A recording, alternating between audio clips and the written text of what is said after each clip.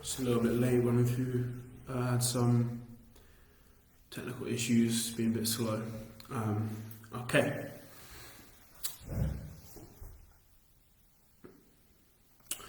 So, this live is going to be about a topic it's come up quite recently a lot with my physio that I've had to deal with, and I thought it'd be a good way of sharing some insights that I've found by studying this. So we're going to talk about neuroplasticity, and neuroplasticity is a way of understanding the brain and how it relates to your everyday function. It was an idea formulated years ago by doctors, but we're still trying to understand how the brain works. There's a definition for it. So it's the ability of a nervous system to change its activity in response to both intrinsic and extrinsic stimuli. That's the definition for it, but to summarize it, it's basically about how the brain can adapt and the brain can change based on experience and the demands that it's put through.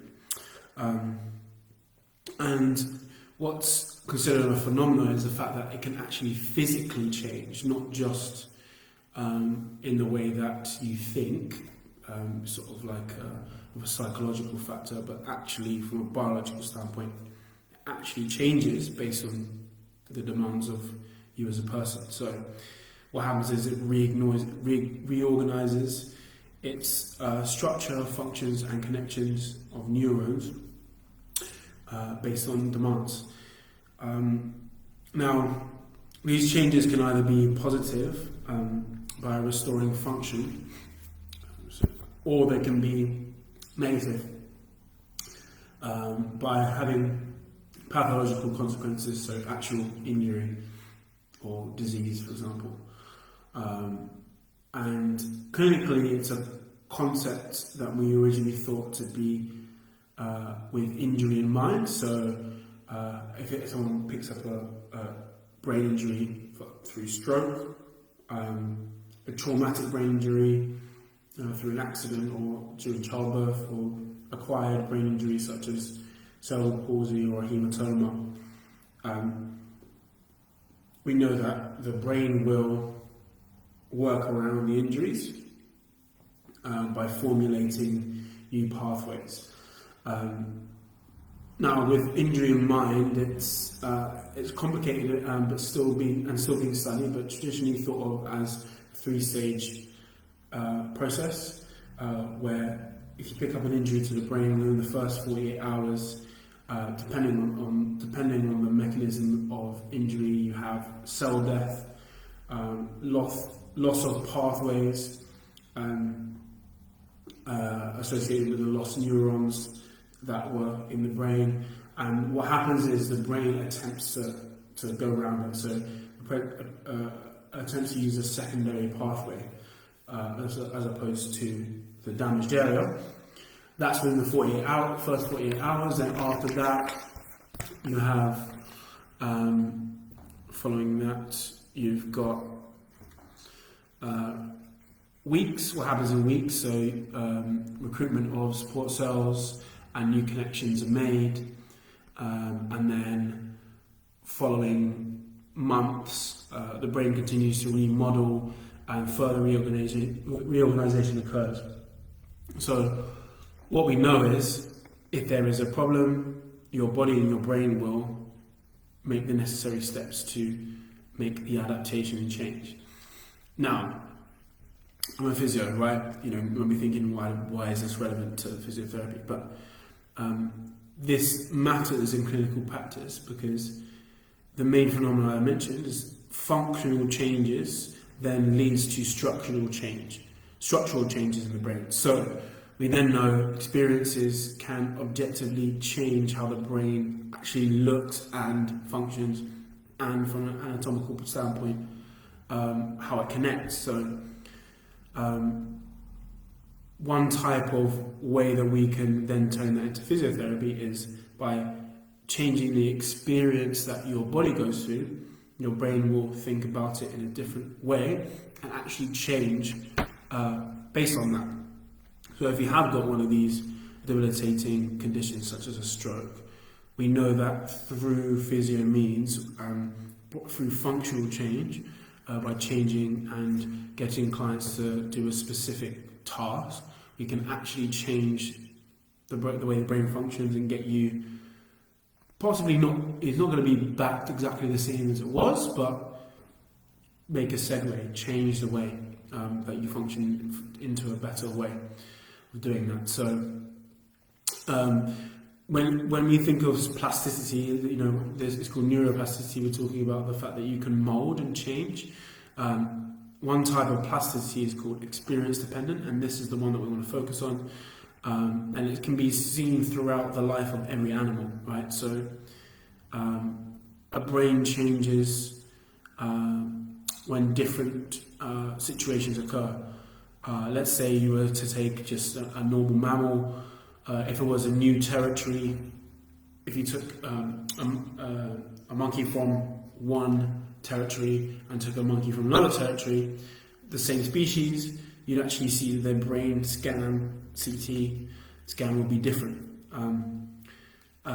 So we know that actually has a good effect on experience, has a good effect on the brain.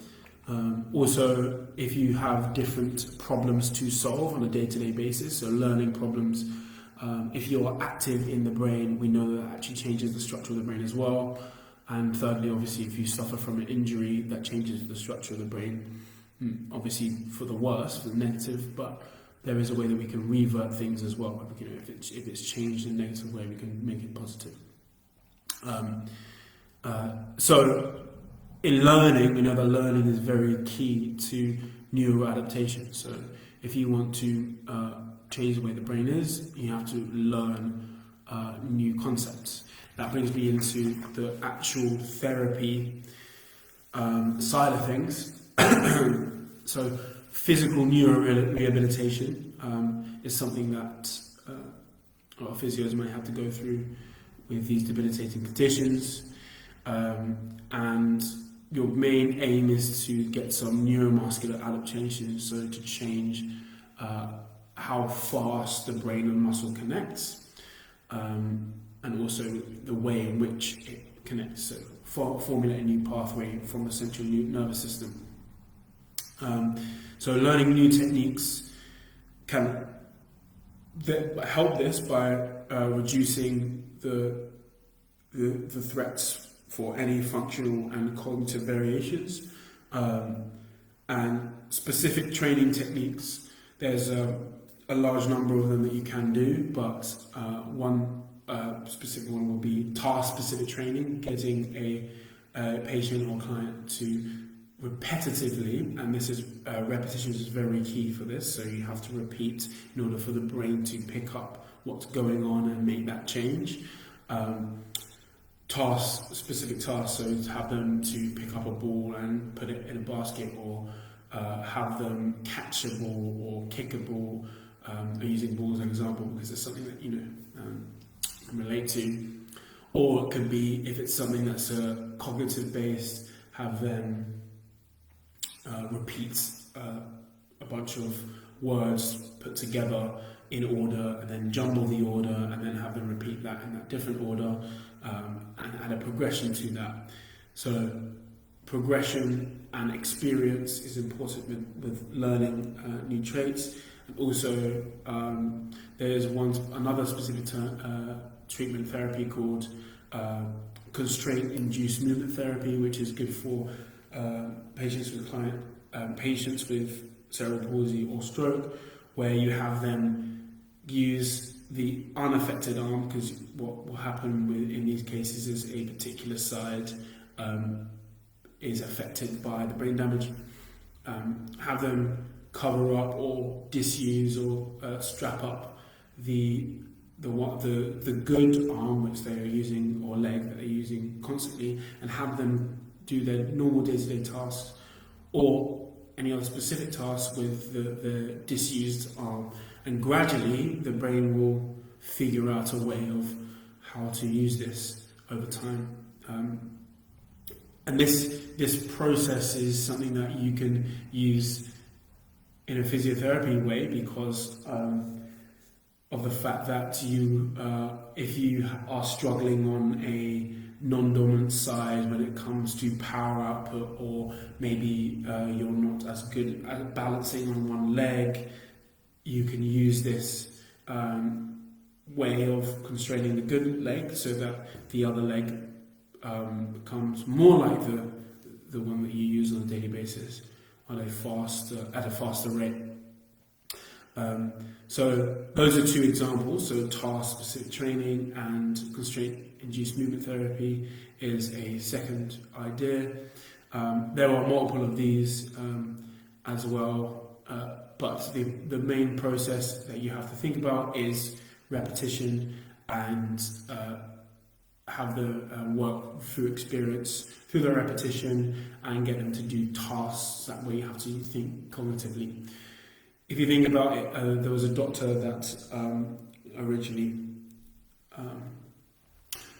worked on patients that needed this neuroplasticity form of training, and he found out, he used the analogy that it's like going from a dirt track to a motorway, where something originally looks like it's not feasible for a patient to do, or let's say use a specific limb for a long period of time, but then if they gradually repeat and gradually learn from experience, you can get from that dirt track to a motorway by laying foundation after foundation.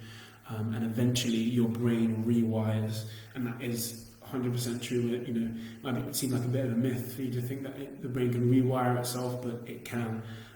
It can work out for itself what needs to be done in a structural standpoint as well.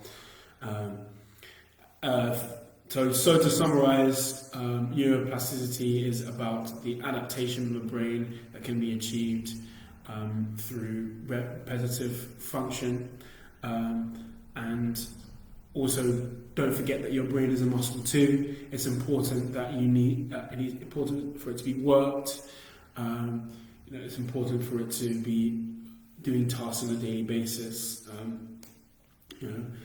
Utilized to the best of its ability, so that you can get the most function out of you, out of yourself physically as well. So the brain is important. It's one of the sort of the one muscle or joint or ligament that we haven't covered. So it's important to think of as something that you need to train as well. So that's information that we're going to give you on that. So I'll leave it there. Thank you.